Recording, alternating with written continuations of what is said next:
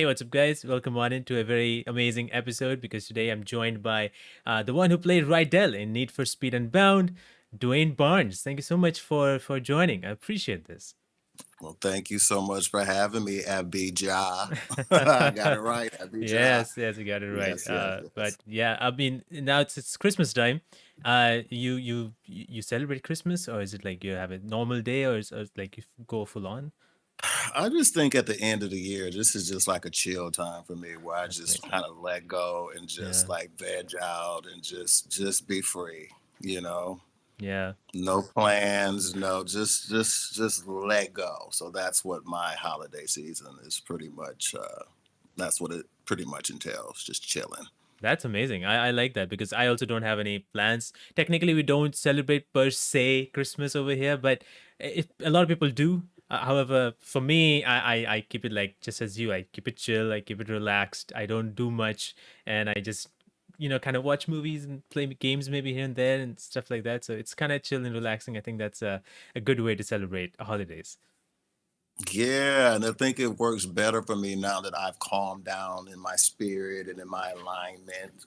So now I can really enjoy the silence. There was a time where the silence would just kill me. I'm like, I have to be working, I have to be doing something. And now it's like, no, you can just chill and Yeah, relax yeah. and let go and be free. You know what I'm saying? Oh So, yeah, yeah, yeah. yeah. Let's jump into the game right immediately. Such a great game. I really loved it. I actually gave this game to my friend who's playing it currently. He's enjoying it a lot. How did you got into the role of Rydell in this game? Well, honestly, man, my head was so in the entertainment industry, the movie and the film and the commercial, I mean, the film, TV commercial Mm. world that I kind of forgot about the gaming industry. You know what I'm saying? I Yeah, knew it was out there, but it was just something that was like a subtle whisper. I think I stopped playing games when I was like 14 years old, when there was like, when it was the Ataris came and then the Nintendos came, and then we yeah. would get quarters and go play the games. And I think I left that at about 14 years old. And so during the pandemic in 2020, I'm just at home. It was the Black Lives Matter. It was just so much going on. You know what was going Yeah. on. And I just get an audition from my manager, and it said video game. I think his name was Reggie, and it was something called Project Pacific Ooh. and the lead franchise. And I'm like, hey, okay, let's do it. And so I auditioned with the casting director and with the director, and I booked it. And here I sit 2 years later, still confused and like a fish out of water, trying to figure it all out. But I love it. I mean, the community is just so amazing. It's Yeah. such a great experience thus far. Yeah. Yeah, it is amazing. The Need for Speed community is so big, so massive. Everybody wants a great game, and I've seen a lot of positive reviews about it, and it's so cool. I really love the character Rydell in it as well. But you mentioned like it was not exactly when you got into the role, you didn't know that what game exactly it was. Like, did you got to know much later, or when you started shooting is when you got to know like, okay, this is Need for Speed, or is it that's not what how it happened? Well, again, because this was a whole new world for me, I feel like I was the last person in the cast to even know, and I felt like such an idiot in a sense because I had that first line, the need for. But I think my mind had. I was just thinking it's a franchise, and I thought it was a new franchise. Mm. So I was telling myself, "Oh, this is a new franchise, and maybe they're just referencing the need for as a little Uh-huh. tongue-in-cheek moment." And so I did not find out that it was Need for Speed until like maybe August or July, and it was my last VO session, Mm. and I had to say that final line, "The Need for Speed," and I said, "Wait a minute, is this a Need for Speed?" And they were like, "Yeah." And I was like, oh my goodness. So I was just so excited because even I knew about the Need for Speed video game and the movie and all that kind of stuff. Like it's just almost like pop culture Mm. in a sense. So I was just so excited. And then the same thing happened with the A$AP Rocky. I didn't even know. that he was in it. I had to say something about ASAP. I'm like, is ASAP Rocky? And they were like, so all of that was just like a surprise for me. And then me and the cast, we were on like a DM group Mm. text situation. And I kind of, did you guys know it was Need for Speed? And I felt like it was like, duh, you didn't know. So I just felt like I was just the last to know. Oh man. Yeah, Yeah, I yeah. mean, I totally understand that. I mean, you were not so into the gaming scene, and you did not know much about the gaming, like in terms of video game industry, as like being an actor over there. That's perfectly fun. I mean, that's it's still awesome that you got into it, and now that you know that it's amazing fan base, and the game is getting so much reception and everything. Uh, even in Rydell in this game specifically, I feel like is very interesting because I like how he's like kind of like a father figure to the player who's playing. I chose you can pick either a male or female character. I chose the female character because I thought it's something that I thought like it would be interesting. Just go with the female character. I just had it in my gut feeling or something, like maybe that's a good one. So going into this, and then you have like that kind of like bond with the character there. What was it like playing like kind of like a father figure in this game to the player? Well, the thing that is so beautiful and was so interesting is that there was a real genuine connection with all of the cast. Like Jasmine and I, Ashley and Ian, who played the male, and Elizabeth, they just felt like there was a spiritual bond and a connection. Like I liked them. Hmm. And it was so easy for me to have their back. And it was so easy for me to like love them. You know what I'm saying? Yeah. And so it was just, I guess, the universe or the spirits or the great casting directors or whoever who pulled us together. And it just was just magic. So I had no problem having their back, you know? Yeah. Yeah. Completely Yeah. So, understandable. Yeah. yeah. That's The amazing. chemistry was there. Yeah, the chemistry was there. I was like, I can have their backs. And especially me and Ashley, the Jasmine character, there was just something that was, I mean, when we did our scenes, like I felt the passion and the energy and the care and the tenderness and Yeah. you know what I'm saying? Yeah. So Yeah. it just all kind of just played out just beautifully. That's awesome. I like that how it played out kind of naturally in a way, and it shows. It shows how it's played out in the game. That those relationships between characters, I really love it. The scene which I it's in my memory now. It's the scene where Liz, the character, betrays Rydell and the player, and just all these cars goes away, and all that thing happened when she betrays the family. What was that scene like? If you have any memory of it, like, do you remember that scene where Liz is just like kind of escaping or getting away, but she's not. She's also saying that, oh no, this is not me. I didn't know anything about this. You had a kind of like a completely sort of like a switch. You were completely in disbelief of what's happening. Do you remember that day? How was that like? Yes, well, it was Ashley and not Liz who plays Jasmine. So Oh it yeah, was, she yeah, kept yeah. saying, My yeah, I bad. just wanted to make sure Yeah, that, yeah. yeah. But I remember us really trying to work it out and make sure that it was right. Mm. And there was a lot of switching the lines around, making it real. Can I cuss? Can I, how deep can we go? You Yeah. know what I'm saying? And I have known a lot of heartbreak and betrayal in my life, unfortunately. And I was able to tap into that heartbreak and betrayal, loving someone, caring for them, taking them into your life, and them just betraying you, Mm. and the heartbreak. And so I just had to make sure that I kept it PG-13 and not a grown ass Yeah. 50-year-old man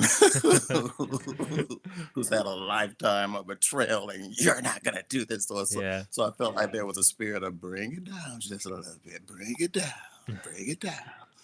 But it was heartbreaking, like even doing the scene with her, because like I said, Ashley is such a great actress, and Mhm. just I just felt her heart, and I felt like our two hearts were coming together, and I also know that she's a troubled young woman. You Yeah. know what I'm saying? And I had compassion for her, but it was like, how could you do this after I told you how much I've been Mhm. betrayed and how much I've been through? You know me, and yet you still do it. So it was powerful. Yeah. And it was, I think, again, I think it was spiritual because I needed to like express that at that time in my life as well, because I was dealing with that from some circumstances in my life. So it was almost like art imitating life, or Mm. life imitating art, or vice versa. So it was, Yeah. I loved it. Yeah, it shows. I really love that scene. It's very powerful in every way. And from there, your kind of your relationship with the player has just gets better, and then another character comes in, and then you have kind of like relationship with her as well. So it's really cool to see how when, for example, when I'm driving the car, and then you're constantly kind of like telling stories to her about multiple stories, and so many stories that come, are exchanged between themselves, and then you have like jokes here and there around. So I like how there's sometimes seriousness and there's some like jokes and stuff, which I really like those exchanges. So when it comes to like all these lines or all these whatever moments that you guys have, do you always stick to the script of what it's written, or do you ever improvise on anything? Well, I love to improvise. Excuse me. I love to improvise. I love to improvise. So they allowed us sometimes when the lines were feeling too stiff. It was like, no, just get rid of the lines and just improvise. Or what would you say? And that was used to free us up. So I feel like with this, what they actually used, it was scripted, Mm. but they we use improvisation to work around it and make it real and make it natural. Mm. Yeah. I But see. me as an actor, it's fun to improvise. Yeah, that's something. I think that's something that is kind of needed in some ways. I think sometimes some of the lines might, as I said, might feel stiff, and it's important to just like. But it's cool that you had some like kind of a little bit of a freedom to go around a little bit, which is nice. I really like that. And in this world of NFS, I really like it. And first of all, it's all these cartoony characters that come in this particular world with realistic cars and everything. The world is realistic, but the characters are kind of animated and cartoonish. Did you ever know that going into this game or shooting this, did you know that your character will be more cartoonish? Uh, do you had any idea about that? See, and that's another thing for me. When I started this game, because I didn't even understand mocap and all this Mm. kind of stuff, I thought it was going to be a cartoon anyway, and I didn't Oh. understand why they were going to. Why do you need our faces, and why do we have to move? And they were like, because it's mocap, and I'm like, yeah, but isn't it like a cartoon where you just say your? And they're like, no. So for me, it wasn't a big like shock that, Mm. oh, they're animated characters or anything like that, because I didn't know any better. So Okay. That's perfectly fine. I mean, that's great though. I mean, you don't have a like kind of expectation per se, or like it should look like this, and when you see it, it kind of drops expectation because I. For a longer time, I felt like NFS, the Need for Speed games would be more like in the realistic side, which it is, but the characters are now animated, which was a little bit different, and they have a different turn on this. But you mentioned mocap, and how was that experience using this mocap? It must be, was it weird, or it was easy for you to get into it? no, it was weird because again, as I say, I come from the TV, film, commercial world, and Yeah. so having these dots on my face and all this camera right up in my face and Yeah. seeing my face and making sure I move my face and move my body, and it was just like, what is this? I felt like I was like an alien, like in this new world. And I just really had to just go with the flow and to free myself. Unfortunately, we didn't have the opportunity to do the full mocap Mhm. because of COVID, Yeah. and they couldn't get a lot of us in one building in LA. So they had to do a lot of our physical work in, I think, the UK, even though they showed the people our movements. But it was a mind fuck, I would just say.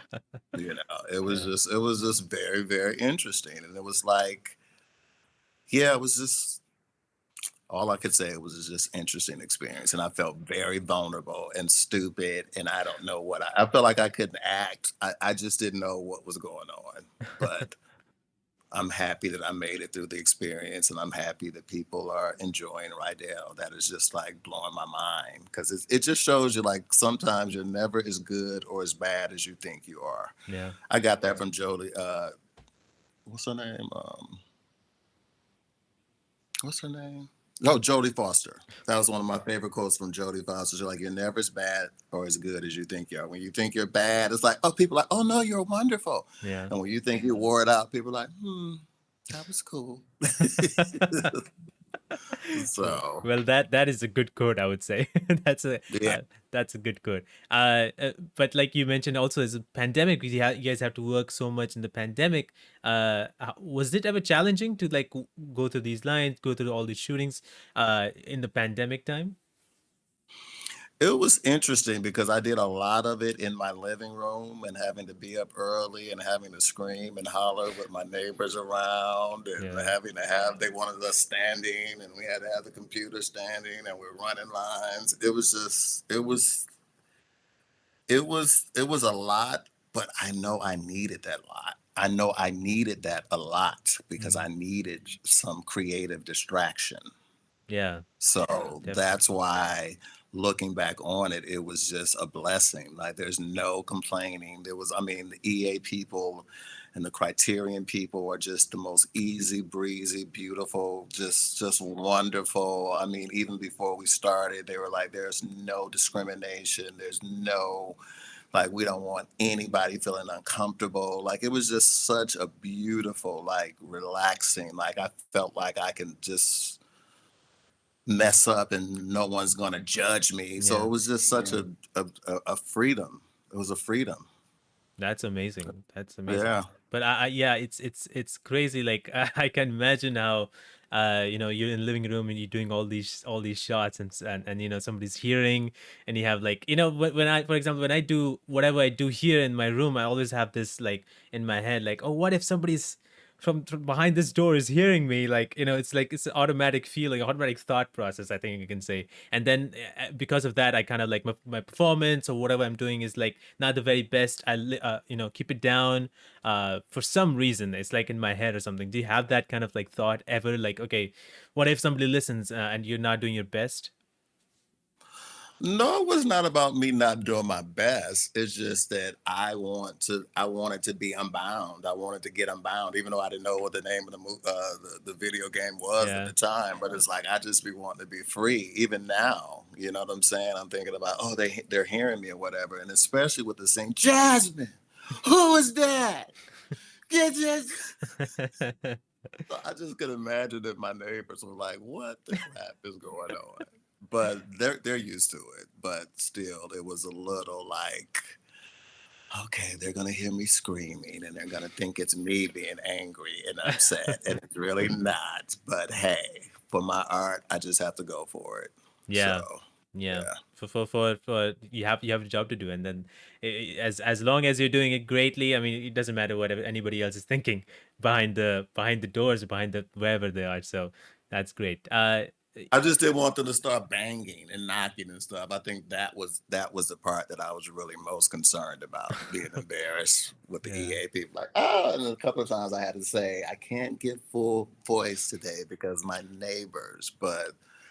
Um, but I enjoy like this whole, self-tape, working from the home Mhm. because I can like, I can put my incense on, Mhm. relax and set up the environment the way I want it so that Yeah. I can be creative like I want. So I enjoyed that part. I just wish I had uh stronger walls. Yeah. Or just like, Yeah. yeah, just tell everybody never like, how about you just get out from this place for the next year until I'm done with this work and never you don't have to Yes. listen to me and like go crazy and feel crazy. But like in the game, as you recorded and did all these voiceovers, do you have any memorable moment when you were in the process of shooting this game? I think the fun of finding out that it was Need for Speed and finding out it was ASAP Rocky involved in it because I wasn't a major ASAP Rocky like fan, Hmm. but I respected him. I loved his style. Of course, I love his girlfriend.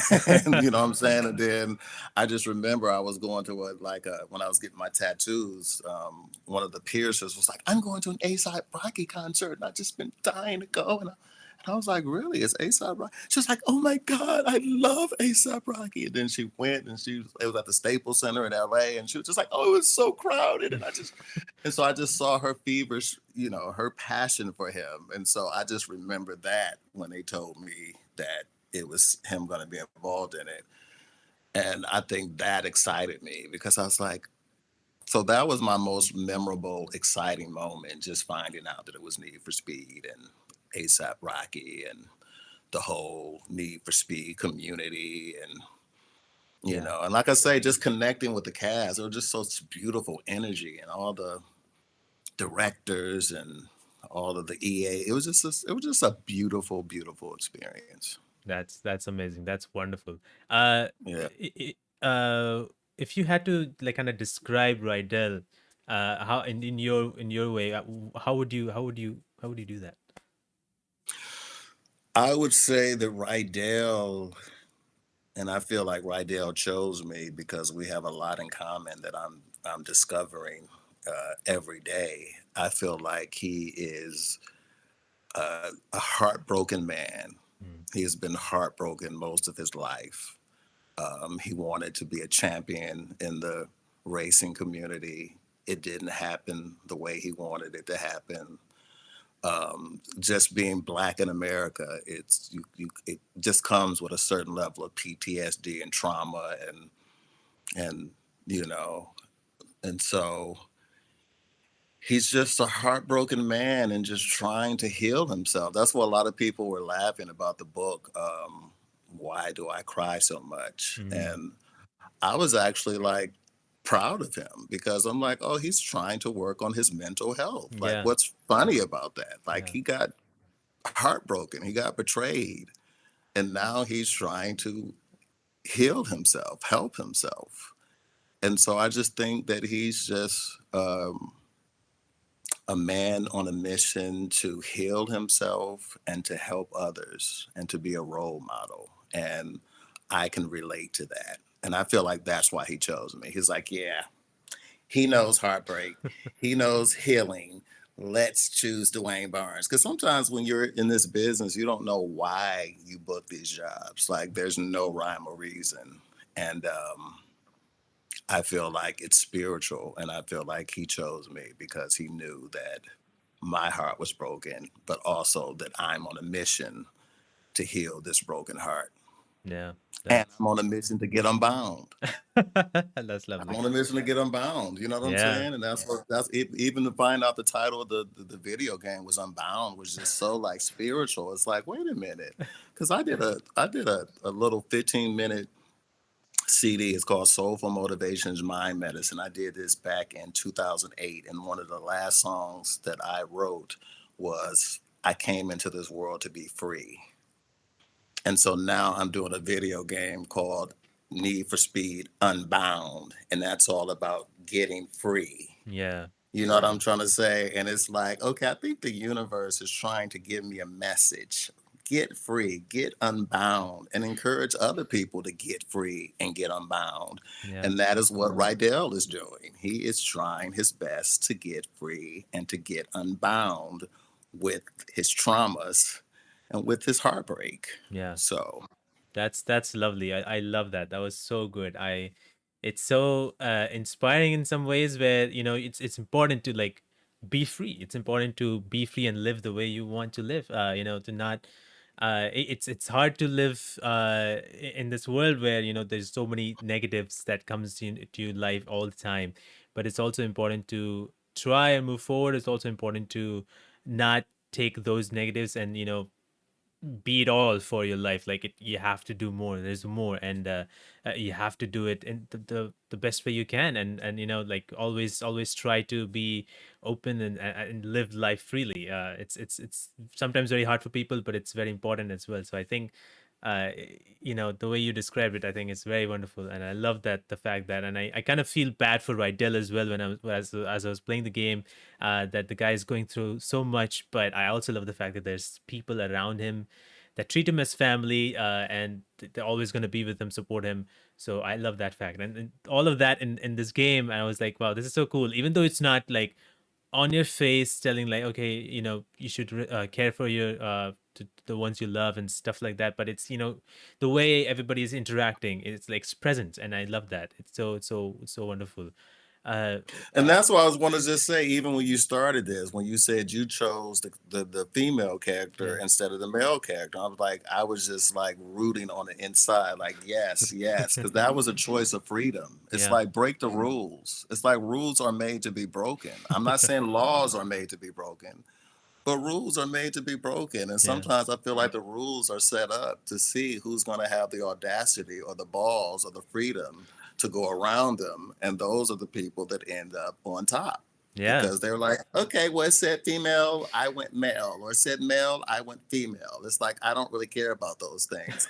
This is what my spirit led me to do. And this is how I'm going to play the game. Yeah. And so I applaud you for that. You don't That this game gets you unbound. See how the spirit of That's unboundedness is true. kind of showing up as soon Yeah. as you turn on the game. It's like, hey, get unbound. Get So unbound and choose yeah, choose to do what you want to do. That's amazing. That's lovely. I love that. yes. It's sort of like a little bit through the game when I was playing it. We had this new character Tess who joins in with you, played by Jennifer Sunbell. What was that like? Kind of like the relationship. Do you have like kind of describe that relationship between you, Rydell, and Tess? Because initially when you guys meet, you almost were supposed to beat her with a baseball bat, I believe. I just wanted to take her out. So that relationship developed. So how can you describe that kind of relationship between these two characters?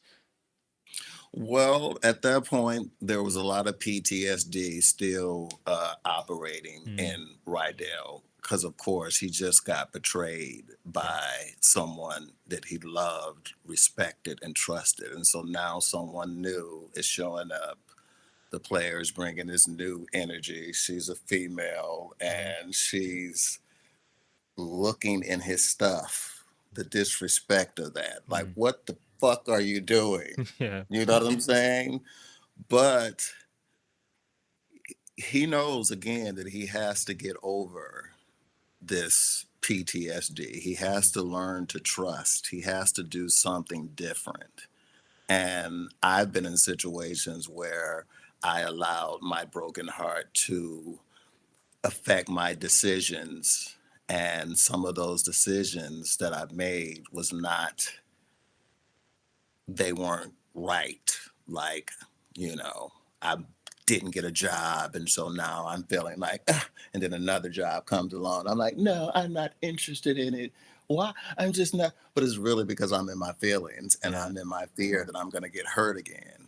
So again, I applaud the writers and EA and Criterion to show that, hey, you can get hurt, but you still can trust. You Mm, know what I'm trying to say? You yeah. can trust. Like, just still try it again. And he tried it again, and you see what happens. Like, everything worked out for the good, Yeah. But if he was still sitting in his pain, he still would have been sitting in an empty garage, Yeah.